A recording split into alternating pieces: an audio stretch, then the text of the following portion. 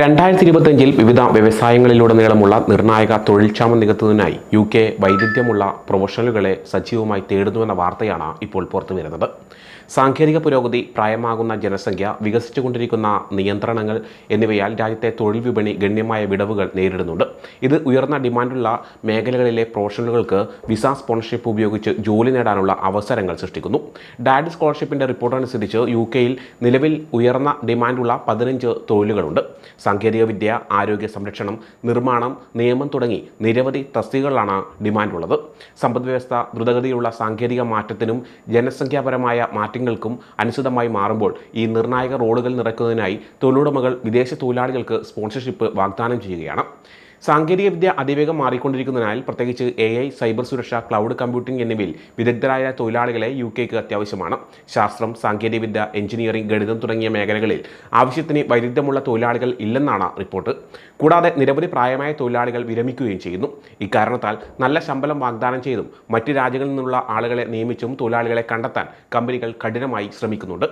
AI പോലുള്ള സാങ്കേതിക വിദ്യകൾ വികസിച്ചു വരുന്നതിനാൽ 2025 ചില തൊഴിലുകളിലെ തൊഴിലാളി ആവശ്യകതയിൽ ആപേക്ഷിക ഇടിവ് ഉണ്ടായേക്കാമെന്ന് റിപ്പോർട്ടുകൾ സൂചിപ്പിക്കുന്നുണ്ട്. ഈ തൊഴിലുകൾ പൂർണ്ണമായും അപ്രത്യക്ഷമായേക്കില്ലെങ്കിലും അവിടെ മനുഷ്യത്തൊഴിലാളികളുടെ ആവശ്യകതയിൽ കുറവുണ്ടാകും. റിപ്പോർട്ടുകൾ പ്രകാരം പൊതുവായ അഡ്മിനിസ്ട്രേറ്റീവ് റോളുകൾ കൂടുതൽ ഓട്ടോമേറ്റഡ് ആയിക്കൊണ്ടിരിക്കുകയാണ്. ഇത് ധാരാളം അഡ്മിനിസ്ട്രേറ്റർമാരുടെ ആവശ്യകത കുറയ്ക്കുന്നു. അതുപോലെ ഡാറ്റ എൻട്രി ജോലികൾ AI നിയന്ത്രിത ഡാറ്റ പ്രോസസ്സിംഗ് ഉപകരണങ്ങൾ ഉപയോഗിച്ച് മാറ്റി സ്ഥാപിക്കുന്നു. ഉൽപ്പാദനത്തിലെ പതിവ് ജോലികൾ ഓട്ടോമേഷൻ ഏറ്റെടുക്കുന്നതിനാൽ സ്പെഷ്യലൈസ് ചെയ്യാത്ത മാനുഫാക്ചറിംഗ് ഓപ്പറേറ്റർമാരെ കമ്പനികൾക്ക് ഇനി കൂടുതലായി ആവശ്യമുണ്ടാകില്ല. എൻട്രി ലെവൽ കസ്റ്റമർ സർവീസ് പ്രതിനിധികളെയും അടിസ്ഥാന ബുക്ക് കീപ്പിംഗ് പ്രതിനിധികളുടെയും ആവശ്യം ഇനി കമ്പനികൾക്ക് വേണ്ടിവരില്ല.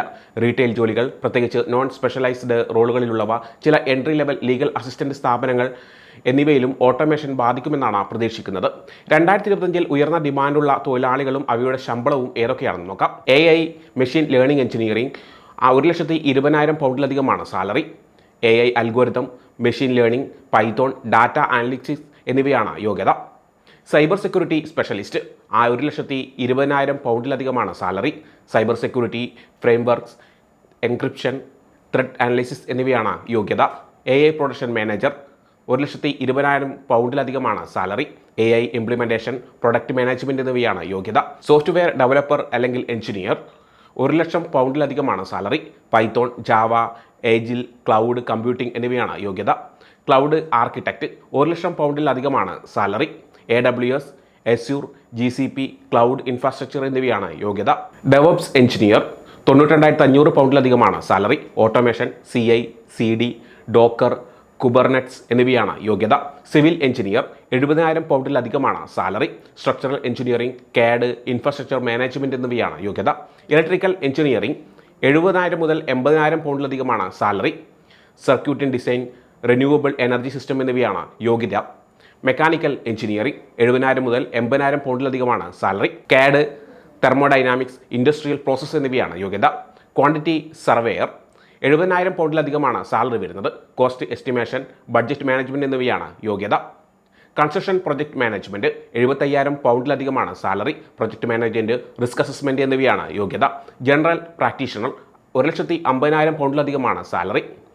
Patient care, diagnosis, treatment planning എന്നിവയാണ് യോഗ്യത. മെഡിക്കൽ കൺസൾട്ടൻറ്റ് 1,50,000 പൗണ്ടിലധികമാണ് salary. Specialist clinic knowledge, health care management എന്നിവയാണ് യോഗ്യത.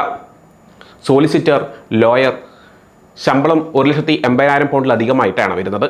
Legal expertise, negotiation, analytical skill എന്നിവയാണ് യോഗ്യത.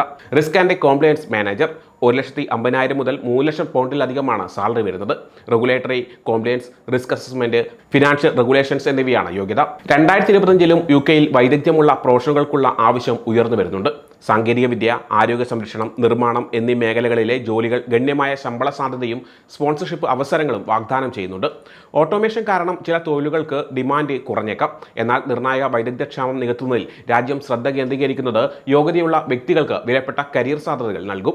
സമ്പദ്വ്യവസ്ഥയിലും സമൂഹത്തിലും വർദ്ധിച്ചു വരുന്ന വെല്ലുവിളികളെ നേരിടാൻ UKയിൽ പ്രത്യേക വൈദഗ്ധ്യമുള്ള തൊഴിലാളികളെ ആവശ്യമാണെന്ന് ഈ 15 ഡിമാൻഡുള്ള ജോലികളിൽ പ്രതിഫലിപ്പിക്കുന്നുണ്ട്.